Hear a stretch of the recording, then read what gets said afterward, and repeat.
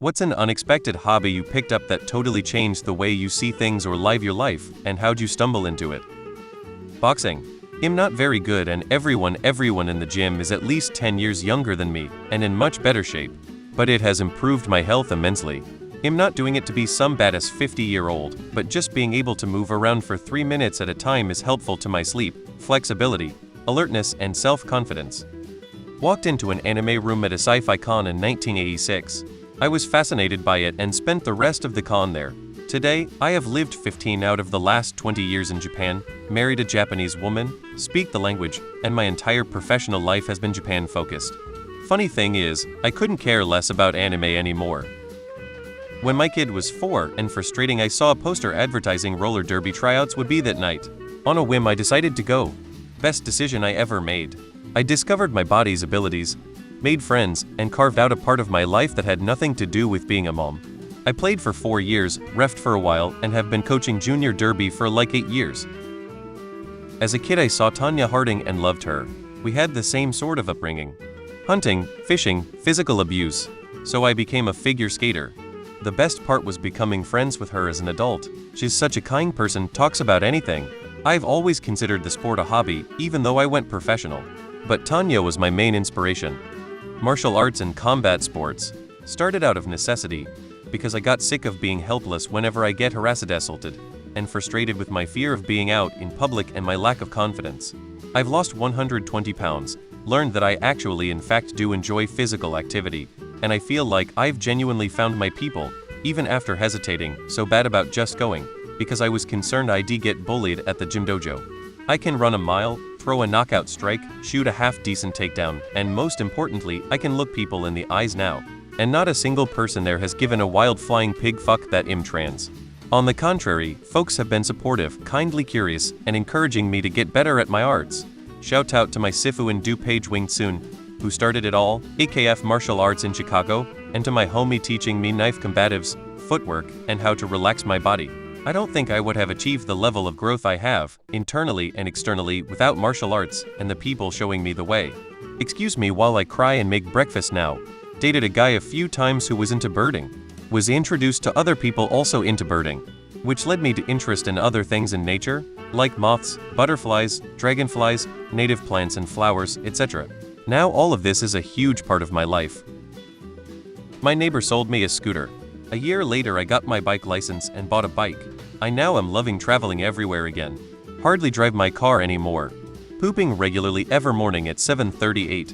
Not sure how I stumbled into it. I took a bellydancing class at random, turns out I got totally hooked on it. It's a great core workout with a lot of, carry over to the bedroom. The art of indoor gardening. Spearfishing. Was getting scuba certified, and while in the dive shop I saw a wall of spear guns. I was instantly enamored. My wife initially told me, no, you already have enough hobbies. Fair enough. Then we went on vacation to the Cook Islands. She wanted to do a mermaid tour, and the captain I found did a 12-12 deal. Morning mermaid tour, afternoon spearfishing on the reef. Wife agreed because at least it was someone else's gear. I had a blast. When we got back to the dock, my wife said she could see on my face that this was in my life now. I've since dropped scuba entirely and picked up exclusively freediving. I have several spear guns, and we plan our vacations around places I can get some spearing in. We dive together and do constant training to get better. I spend so much money on diving spearing gear to get my 50 of fish a year. It started as a hobby, but now it's an integral part of my life. Running. Many years ago, I lost about 75 pounds and then started running as a means of keeping the weight off. I now run everything from a 5K to 100-mile ultramarathons. It keeps me healthy both physically and mentally.